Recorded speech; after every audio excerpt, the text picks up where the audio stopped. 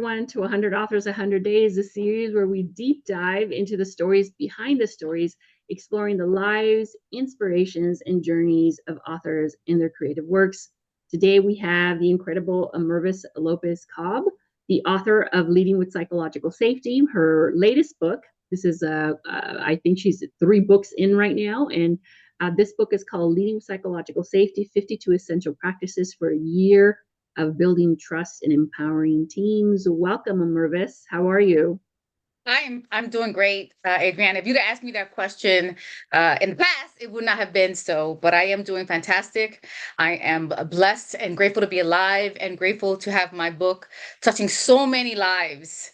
Feedback that I'm getting is just heartwarming and letting me know that I am on the right path with what I have done and what I'm going to continue to do.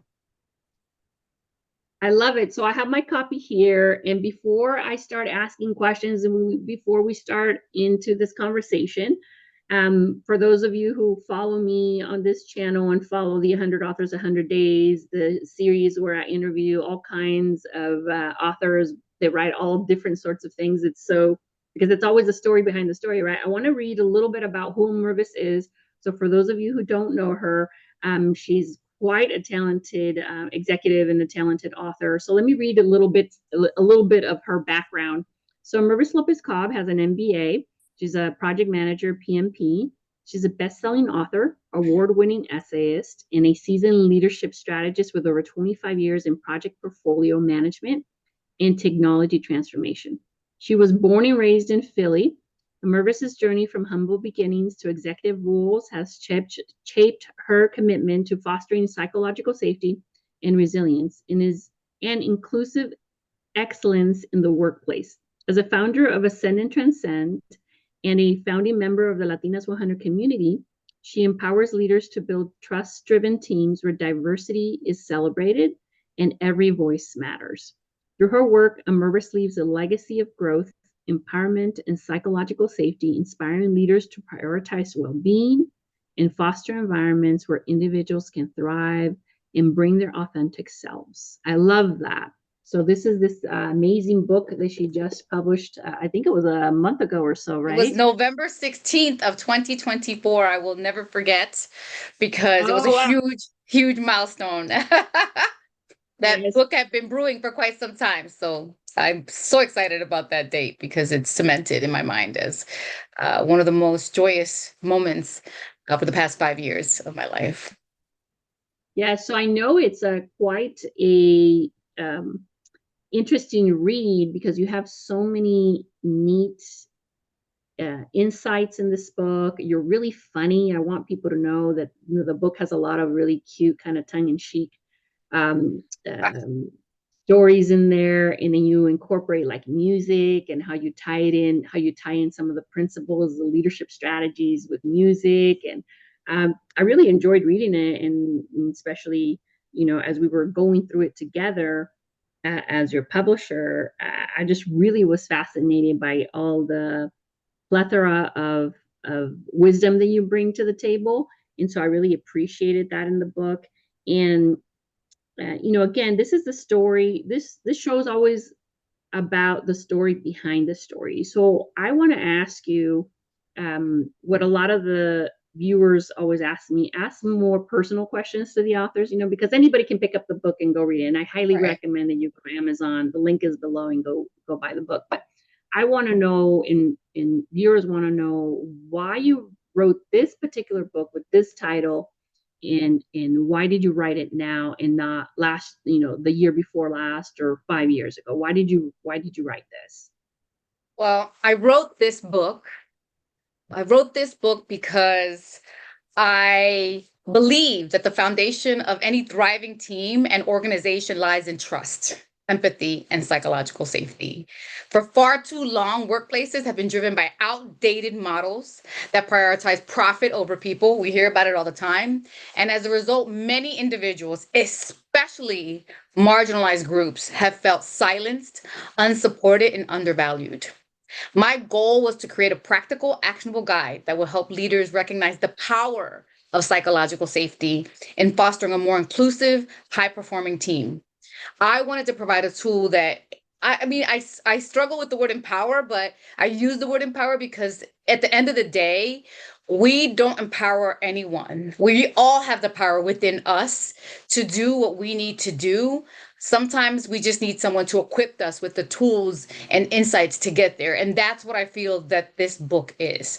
It is a tool that is filled with insights that will show leaders and equip leaders to lead with courage and compassion. Every Mhm. individual's voice is heard and respected, and that is the goal. And so I am in a situation where I was being woken up at 3:33 in the morning. At 3:33 in the morning, I kept waking up, had so many things on my mind about what I needed to do and what I needed to write. And as you know, you and I were working on the rebrand of my first book, the memoir, and I just could not sleep. My spirit kept saying, "This is what you need to do. This is what you need to do."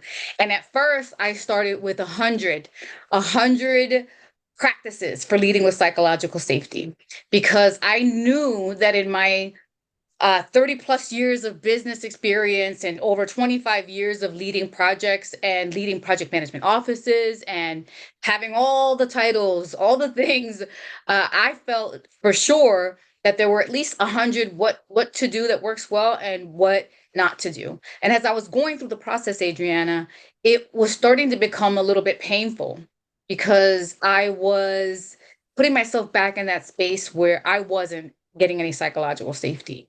And I realized when I had read some of Covey's work that if trust is the foundation of high performing teams, then psychological safety was the cornerstone. And I had been reading so many LinkedIn posts, and people were DMing me, and friends and family were calling me, and they were sharing with me their stories of not having psychological safety. And I was like, wait a Mhm. minute, I'm onto something. There's something happening in the ether, as we say.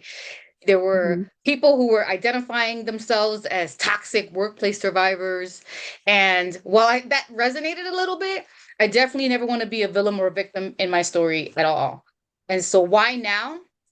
I think the need for psychological safety has never been more urgent. And in today's world, the landscape of leadership is evolving.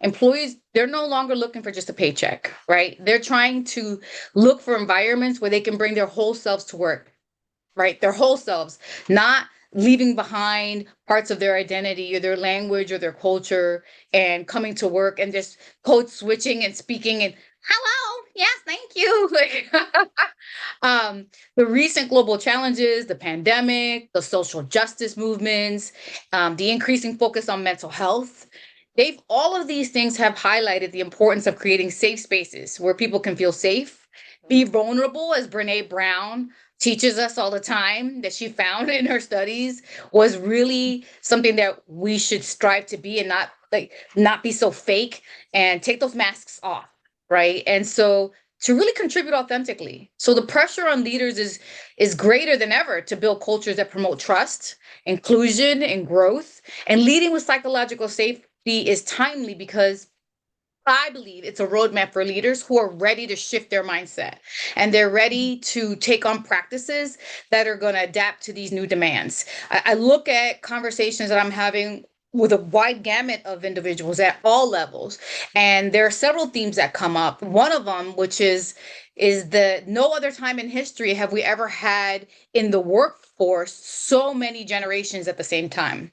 And so I was just at a session not too long ago where I had a leader who I interacted with who said she's got, I think, 50 people that report up through her, all in different generations at different levels, and wanted to know how do we interact with them, and how do we take the best of the young generation and the best of the older generation and the wisdom and the new ways of working and the technology and bridge those gaps, become a bridge for those things. And so I hear a lot about the Great Resignation, and I hear people say, "Oh, the Great Resignation, people are just lazy, they don't want to work or quiet quitting."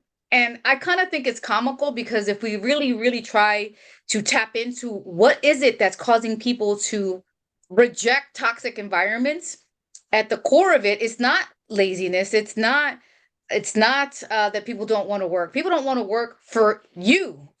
When people say that, look in the mirror. People don't want to work for a leader who is not providing any psychological safety. And so for me, after having taken a course where it gave me the language that I was looking for to describe what is this thing called psychological safety, and how does it relate to my entire career and the career of many people.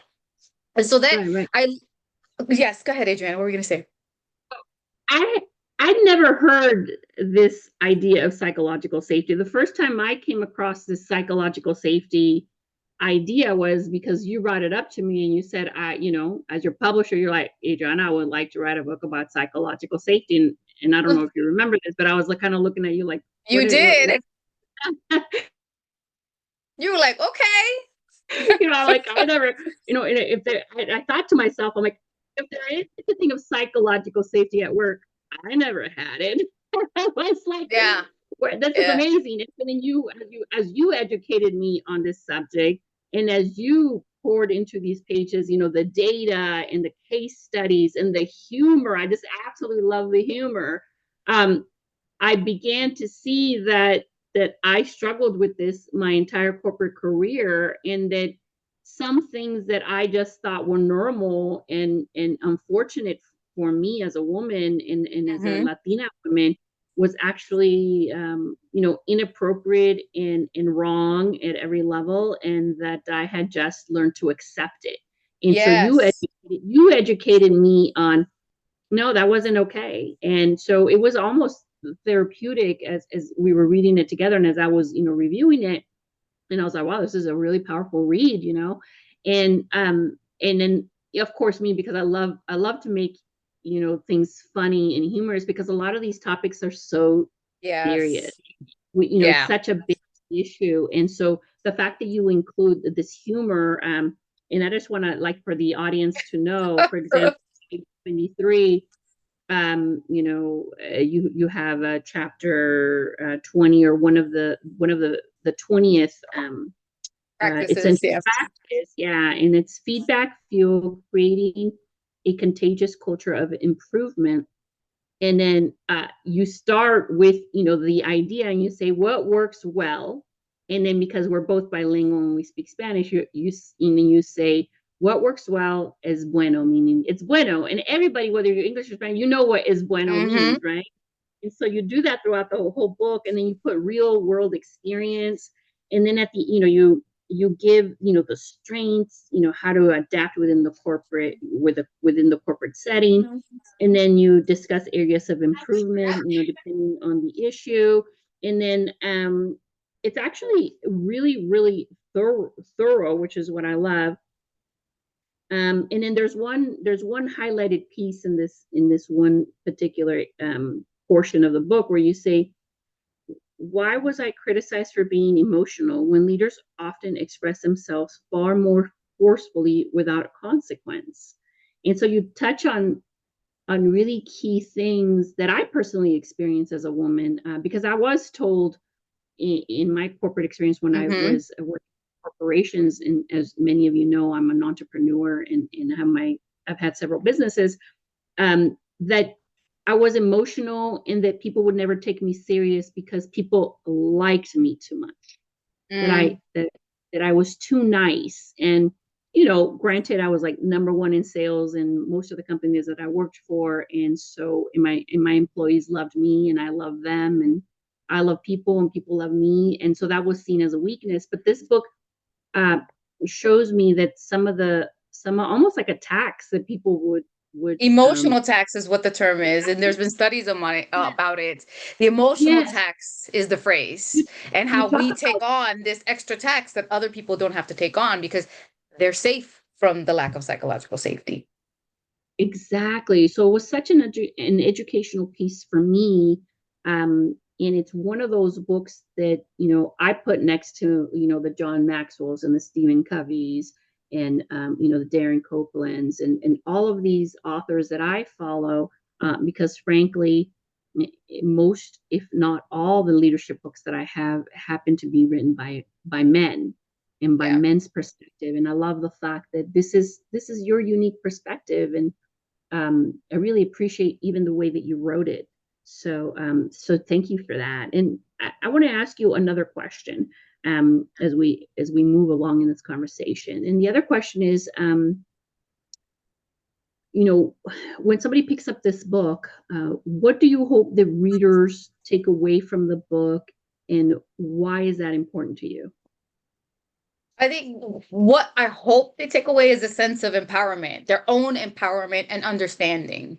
And I want them to realize that leadership is not about being perfect at all. There's this misconception that if you have the title of leader, whatever that may be, project manager, director, vice president, senior vice president, executive vice president, that somehow you're supposed to be this unicorn that knows all the answers and that you're perfect. And that nothing could be further from the truth. As a leader, it's an evolution. It's a journey, right? As they say, right? And so it's about being intentional and being vulnerable and committed to creating environments where others can thrive. And so I read this book by Covey. I've read a couple books by Covey. One of them was the Seven Habits. And then the Seven Habits, which I was gifted back in, I want to say 1999. I still have it on my shelf. It's all tattered and old, but I love it. It's an oldie but goodie. Covey talks about how you can be effective. But in the eighth habit, which I was exposed to a decade later, he talks about now when you're a leader, you have an obligation to create and help support other leaders, the up and coming, the young emerging leaders. And so for me, I believe that there's never been a more critical time in history where we need real leaders who do not accept what's been normalized, because quite frankly, a lot of what's been normalized, a lot of those behaviors that are unacceptable, that a lot of these movements were about, have caused a lot of mental health issues, and people don't talk about that. And I think it's unfortunate that many cases I've seen individuals who have gone through workplace trauma, not personal trauma at home, but workplace trauma. And the root cause of that trauma was their leader.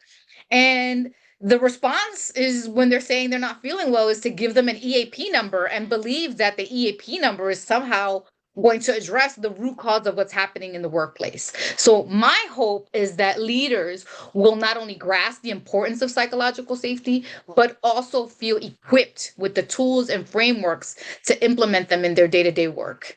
And for the people who are saying that it's too soft, there's also this misconception or this myth that if you provide psychological safety, you are too soft. I think it's the opposite. I think that if you have high standards and you have a psychologically safe environment, that you are expected to be firm but fair being the operative word. And so we don't want individuals who are going to read this book and decide that, oh, everything I've been going through is something that I need to just decide to myself that this is just the way that it is. The goal, the ultimate takeaway should be that when we create psychologically safe workplaces, we unlock the potential for individuals and organizations to reach new heights of innovation and productivity and fulfillment. And one other thing that really, because this is really important to me, especially in this time right now that we're living in, there's this huge microscope on DEI, and there is a chapter that I wrote about on DEI. And so one of the things, I was having a conversation with my coach, because every good player, even in sports, has a good coach, right? You're my book coach, and I also have other coaches that help me with different things. And so one of the conversations that I was having was about, we wouldn't need DEI programs and initiatives if people actually led with psychological safety, because these things would happen. Success would happen as a natural flow, organically, as a result of treating people like human beings instead of robots. And so I looked at this and I said to myself the other day, I had come across a quote that said, "The bias is not the shark, the bias is the water." And I was like, whoa, this is pretty deep. And I had to kind of process it. And I think that all my life, in every environment, well, almost every environment, I want to be very fair. I have had situations where I have had leaders who provided psychological safety, but those were the exception and they were rare. But for the ones that didn't provide psychological safety, where it left me feeling like this is not okay, this is not behavior that should be normalized or accepted. For those, I spent a good amount of my energy fighting against these sharks, thinking that I was somehow going to be able um to beat the shark. Well, we all saw Jaws. So we saw how that ended up. Well, I mean, not all of us, but a good amount. And I realized I had an epiphany that I needed to stop fighting the sharks and start figuring out how to change the water. And I think that that is what was keeping me up at night when I was having these like, why can't I sleep? Why can't I focus on this other book and this leading with psychological safety thing? And I think that this book was my small way of ripple effect, trying to change the water. Because if we change the water, then the sharks will naturally disappear. And so while I it's gonna love take that a analogy. I love yeah, that. I lied to interrupt you, but yeah, I love that analogy. no, it's And good, I good hadn't stuff. Yeah. thought about it. Yeah, I hadn't thought about it that way, but it's true. So you are in control and you have the power to change the water. And along with the water go, all the sharks and the people that don't belong. So you are the master controller of your circumstances and situation. And that I find that really interesting because I hadn't really heard that particular analogy. And that's one thing that I love about you and in your writing is that you come up with some really original ideas and you come up with these frameworks that, and I've read a lot. If you know me, if everybody knows me, I've Yeah. read hundreds, maybe, maybe not thousands, but more than 1,000 books Yeah. on leadership. I'm not a big fan of fiction, so memoirs, biographies, and that kind of thing. And you are an original thinker because as I read your book and as I was learning more about why you wanted to write the book, I was like, oh my God, okay, this is some serious business. And it's really needed right now at this moment in time. So kudos to you for being brave and writing, such a provocative piece of work. I found, as you shared earlier, that we were working on your memoir and revamping another manuscript, and then you came to me and you said, "Hey, I want to write this," and something in my gut told me I don't want to veer off, from our goal, but something told me I was like, I've gotta, help you publish this, and my job is to listen to the authors that I work with and to listen to what you guys need in the moment. In that moment, when you said you needed to write this book, I said, okay, so she needs to write this right now because it means something to her strongly, right?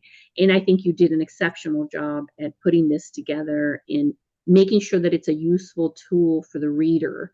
And I think that's the most important thing, that this isn't just a read about what's out there and what's happening now in the corporate setting, but it really is a book of of, of ideas and frameworks that people can implement in the workplace right now, today, to begin to have an environment within the corporate setting where you can have psychological safety. And for those of us, for people like me, and if I didn't know, I'm sure there's millions of people that still haven't picked up on the language, but it's Mhm. really important for us to understand what psychological safety means and what it means for us as a collective. So especially in the corporate setting. So Yeah. the final question. Oh, go ahead. Oh Go wait, ahead. before you ask me a question, I always give credit where credit is due. And while I do have a ton of little things that I think about that I'm like, that's a good analogy for that, or that's a good metaphor for that. I always want to recognize and call out that the bias is not the shark, is the water, is something that an inclusive mindset coach had taught. And I can't remember her name for the life of me. So I just want to put that out there, that that one was not something I came up with. And also, there was one other thing that I saw that was interesting as well from the same collective of coaches was it's not DEI is not about lowering standards. It's about lowering the bias because we all have them. And I think that another person, Arlen Hamilton, who I had read her book a couple years ago, she also said that entitlement is not the problem. I'm sorry, privilege is not the problem. Entitlement is the problem. And that's what we're facing. And if we led from a place of psychological safety, we can address some of those things more and not be in these situations where everybody is so divisive, because the people who don't know what it's like to not have psychological safety tend to invalidate the feelings of the people who do. And so there's an interesting statistic that I came across from the Boston Consulting Group, I believe it is, that was really eye-opening. And it was that from a retention perspective, Black, Indigenous people of color are 4 times more likely to stay in an organization that provides psychological safety. But this is also true of white men as well, because the other data was that men who don't fall into those groups, which tend to be white men, right? Let's call the elephant out, is they're 2.5 times more likely to stay. So it affects everybody, no matter whether your race, your gender, your neurodiversity, your disability, whatever your difference is. And for me, a lot of it is diversification of thought is also where I struggle, because I don't think like a lot of people think in corporate spaces, because we've been conformed to think the way that other people think. And that's something that I have challenged the status quo about, just based on my personality, is that if we have groupthink, then we're not growing, we're not transforming, we're not innovating, which organizations want, if you want to speak in business terms, right? We're not innovating, we're losing talent is hemorrhaging, performance is not where it should be, productivity is not where it should be. So the business case is there from both a moral perspective and from a business imperative perspective. So I just want to clarify, as you were speaking, I wanted to make sure that I didn't go out there and then somebody goes, I was the one who said that. I'm like, oh, sorry. No, I had never heard the term before, and I educated myself. I educated myself about the term through you, because although I've read a lot of leadership books, I haven't really delved into the whole, safety thing. And, years ago, more than 10 years ago, when I wrote my corporate code, there was no such thing as people were not talking about DEI or any of that, and as you were sharing, I thought, people get really bent out of shape out of diversity and inclusion and the whole DEI thing, right? And I kind of find it really funny, and I want to apologize for saying this, but that if you don't like the DEI word, that's okay. Just give it another name, but don't deny the data. The data's in, and it remind me kind of like the how everybody was like talking about UFOs, and people thought, oh, when the UFO thing, those are just crazy people talking about UFOs. But now the government changed it to AUPs, aerial, unidentified phenomena. Now all of a sudden everybody's using, it's because the government said it. Now it's an AUP. So my perspective is like, if you don't like DEI, just change the name, maybe give it another acronym, and maybe you'll be okay with it, because the data's in, just like the data is in with unidentified flying objects. You know what I mean? Like, that's real data. The Pentagon has talked about it. There's really credible Navy pilots who have come out and said it, and not to veer off conversation, but my point being that if you don't like the acronym, that's fine. Change it, but don't ignore the data, because the data is in and the statistics are in, and they define and give us a clear picture of what's going on in the corporate world. And there needs to be action taken. So those people like us, where the systems in place affect us at a personal level, because we're minorities, because we don't speak the perfect English that is expected, or we do not come from cultures that are mainstream. I'm writing the books, you're writing we're all writing the books, and I have found that the issue many times doesn't lie with the person receiving the attacks or receiving the abuse, because for me now, I'm educated to know, that was abuse. That whole scenario with my 20 years in the corporate world, like, I was totally abused, and it's not a funny matter, but now I have to laugh about it, because I'm like, oh my God, I had no idea. I just thought that I just had to suck it up and put up with that stuff. And I'm here to tell you, and so is this book, and so is Amervis, by the things that you've written. We don't have to take it.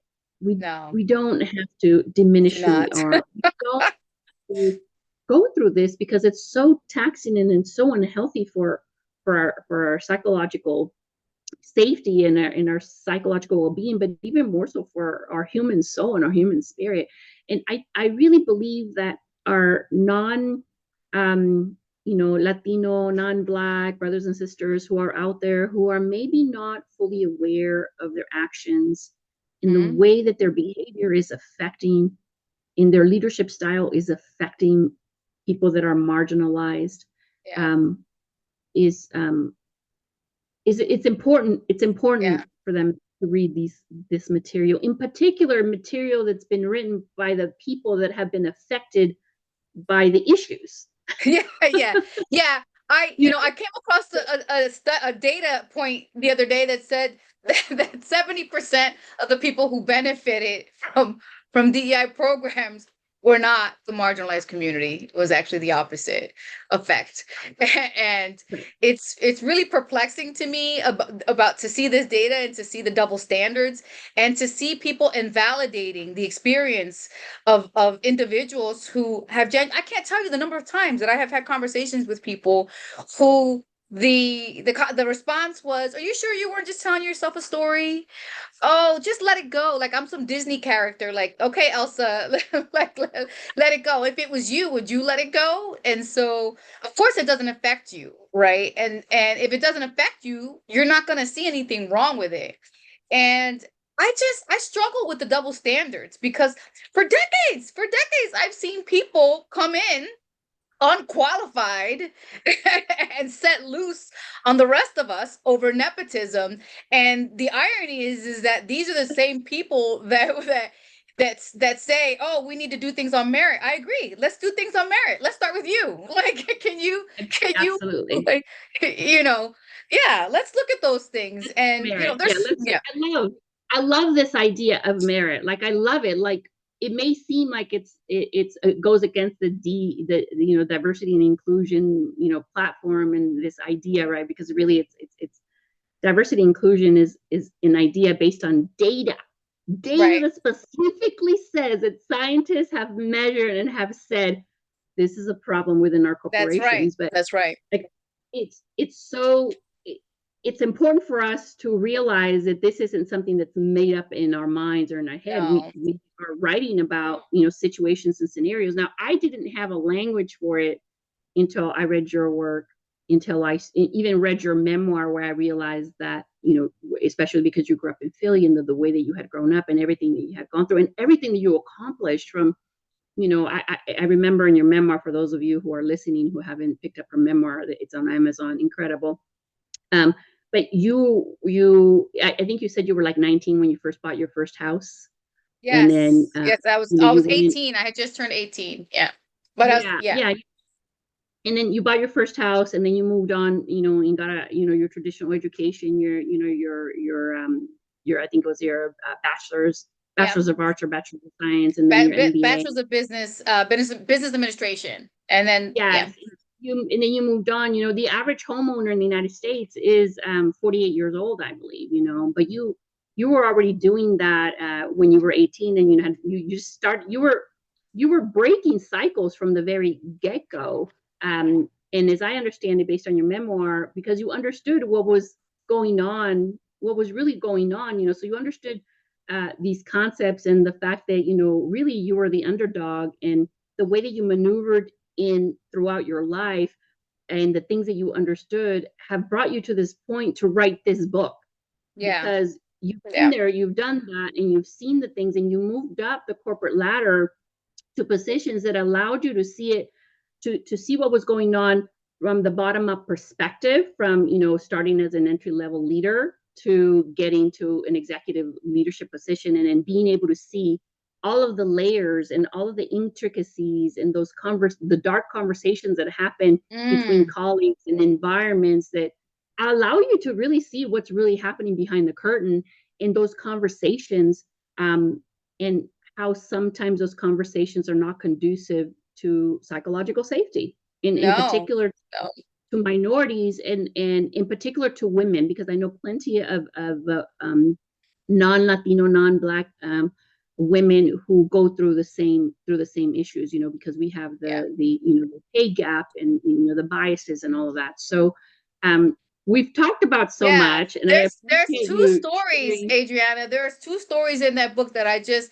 want to highlight to kind of give people some intriguing, because you mentioned the woman thing. Because sometimes it was about sexism, sometimes it was about racism, sometimes it was just about poor leadership, doesn't know any better. But to we we never get the job until we do the job. You have to do the job before you get the job. Whereas other people are promoted and moved up because of likability or culture fit.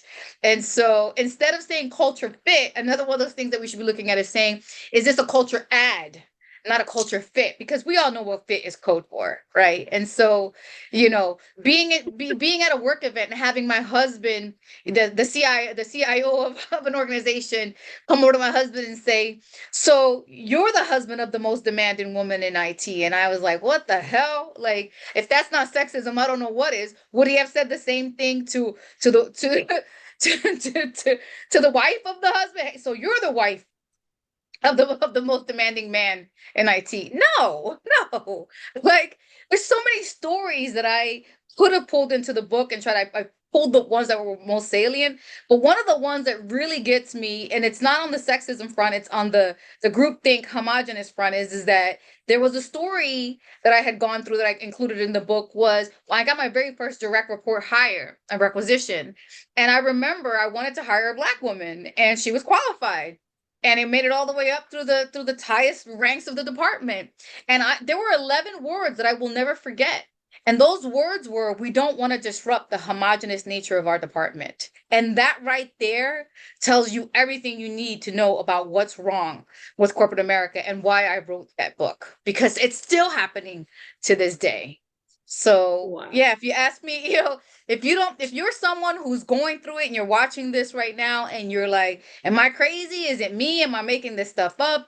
If you need to see not only the stories that let you know that you're not alone, but also how you can come out on the other side and be a better leader. And when I say better leader, I mean for yourself and for other people, because we're all leaders regardless of what our titles are. We're leading in some way, shape, or form. I think the book will help provide solutions for that. Like, so, okay, great, we went through that, that's no bueno. Okay, what are we going to do about it? How do we solution for it? Because at the end of the day, what we're going through, what's what are you going to do about it? Like, so that's all I have to say about that before we wrap it up. I love it. Thank you for sharing that. And that makes me sad that someone would say we don't want to disrupt whatever on our, meaning um we all know what that means, We all know what you it know. means. Yeah. We all know what it means, and that's really unfortunate. And the fact that it still happens in this day and age is rather sad.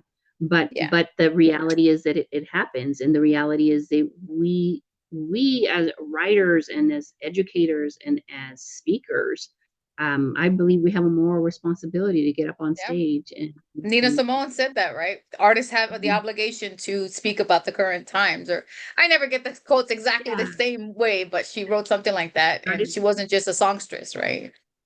absolutely, yeah. The artist is his goal is to write about and witness their moment in Mhm. history.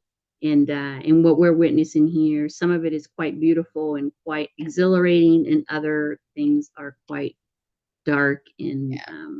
So the book sad. is, do you want to lead from fear or do you want to lead from psychological safety? It's your choice, right? I love it. I love it. Okay, so let me ask you the final question, and then we'll wrap it up, right? Okay. All And right. so, in a perfect world, what do you wish the corporate environments look like, and for what reason? And so, give me like your ideal picture of what Mhm. a corporate environment not should, because I tend to stay away from the word should, but Yeah. what does a corporate environment look like in the perfect world? I've given that a lot of thought. And as I give that some thought and I try to envision, because visualizing is not something that we do enough. And I know all the good sports people and the CEOs and all the visualize. So as I visualized in the perfect world, I would say, workplaces would be havens of trust, empathy, and consistency. And we all love a good acronym in the corporate space. So workplaces of tech. And when I say trust, I envision where systems are working as they're supposed to for everyone, right? Empathy, that they are just and fair for everyone. And consistency is that we are ensuring that the standards are once again fair for everyone. And so people know what to expect. And I look at the future and I say that would be awesome if we can transform the current chaos, the corporate chaos, into Mhm. an environment where that is happening, and where workplaces are not places where you go get an EAP number because of whatever childhood trauma you haven't addressed, because we're all going through moral judgments and insecurities, but workplaces where we can actually thrive equally, and there would be no DEI programs because we wouldn't need them. The only reason we need them is because these things don't exist. And so the why, because we our humanity is at stake. In the age of AI, we're here. It's coming fast and furious, and this is going to be the thing that distinguishes the leaders who leverage AI to do those mundane tasks that we don't want to do, so that we can free up time to be strategic and actually heart-centered and heart-led and help others become the leaders that they were meant to be. And so that's my answer, my I love it. I love my it. on the spot answer to that question. Yeah, and that's why I love this book, this amazing book, because you don't hold back and you're really raw and real. And I love raw and real. And it's really a brave statement to be like, hey, listen, this is what's going on. And so one thing that I love about you, and that I've told you before, is that you don't hold back. And you're like, this is what I'm seeing. This is how I'm witnessing the world right now. And we can do something about it. We can, re-educate, or we can stand up for what we know to be true for ourselves, and what we know to be true for us as human beings. And this is a tool. This is a tool, and it comes from a really good place in your heart. And you've written it with a lot of candor, and you've written it with a lot of important information that really can help teams. So I encourage anybody watching this, if you are somebody that wants this kind of dynamic to improve in your workplace, or if you are someone that is willing to take on this conversation because you're brave enough to take on that call, this is your book, and this is your author, and this is your speaker. I encourage you to reach out to her, hire her for your next ERG, or hire her for her next hire her That's a little love. hire her for your A next little love speaking. for y'all. Yeah. And I love this. I love your humor, and I think people, as they get to know you more, and as you get on more stages and learn about your work, they're going to learn to love you as well, and love the humor that you bring to this conversation. Because I believe that it is through humor that we can all have this conversation, and then come up with solutions together, and change the water, as you say, change the water, so we can get all the sharks out, and we can yeah, that's your words, not mine. Yeah. But it'll allow us to have a conversation. Let's have a conversation. There's nothing to fear, and a conversation that needs to be had right now before things start speeding up even more, and then we lose the essence of who we are, right? And Yeah. we begin to put systems in place that that don't include everyone, but rather Yeah. exclude people. So I'll leave you with the final words. What do you want the audience to know, and where can they find you, and where can they find about more about your work? They can find me. You all can find me at ascend-transcend.com. LinkedIn, I'm on LinkedIn. Follow me on LinkedIn. I am on YouTube at Amervis Author. And I really want everybody to know who's watching this. Number one, thank you that you made it all the way through this. And number two, you are not alone. There are resources, there are tools, there are people, there are groups. I'm finding them more and more every day who are out there willing to help you. And if you need a little help, along the way, let me know.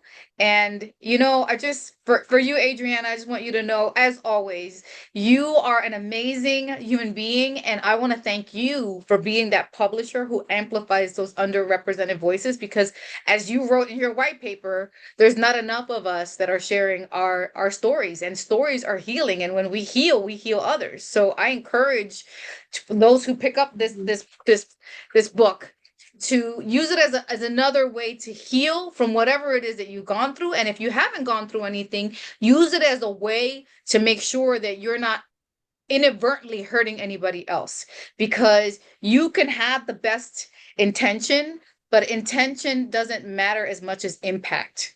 And we have to own our impact. And so if you can find a tool like this, or whatever, it doesn't have to be this tool, whatever tool you can find, for the love of God and all that is good in the universe, please talk to your people, have a conversation with them, ask them, how can I help? Instead of saying, what's the status, you flip that around and say, how can I help? And be that leader that's not a title or driven leader, but a leader who's actually there to help support the people that report to you, because that's a privilege to be a leader. So that's all I got to say about that. Wow. I love it. Cheers. Thank you so much. I appreciate you. Cheers on that. I love it. I love the commentary. I love the humor, and I love the fact that you wrote. I love that you wrote the book and then you didn't hold back. And that's what we need more people to do, to just Be speak brave, be bold, be truth. courageous. Yeah. Absolutely, because these are the kinds of books that change organizations. These are the kinds of Yeah. books that change the world. And I believe in you. I appreciate you. Thank you for trusting me with your manuscript, and thank you for trusting me with your stories. And for everyone watching, thank you for watching 100 Authors, 100 Days. I hope that you enjoyed this conversation with author Amervis López Cobb. Check out her book. The links are below. Anything that's mentioned down here will have a short synopsis of everything that was discussed. And the links below will be tied to her Amazon page and also her webpage. And One more thing before I forget. For those people who watch this before March 29th, I am speaking at the Enough Women's Conference on Saturday, March 29th. Gotta plug that. So if you're in the Bay Area or you want to fly out to the Bay Area, it's a one-day conference. It's being facilitated by Danielle, Worthy of Dignity. So please, I'll make sure to give Adriana the information to drop in the link. It is an event that you do not want to miss, because you know what, at the end of the day, all this is about is being reminded that we are enough, and we as women need to come into a space that supports us in that way. So I would be remiss if I did not promote that that event that I'm one of the speakers at. So thank you. awesome. We'll put The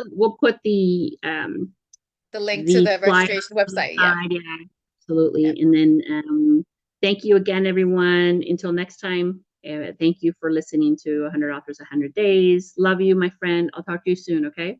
Bye.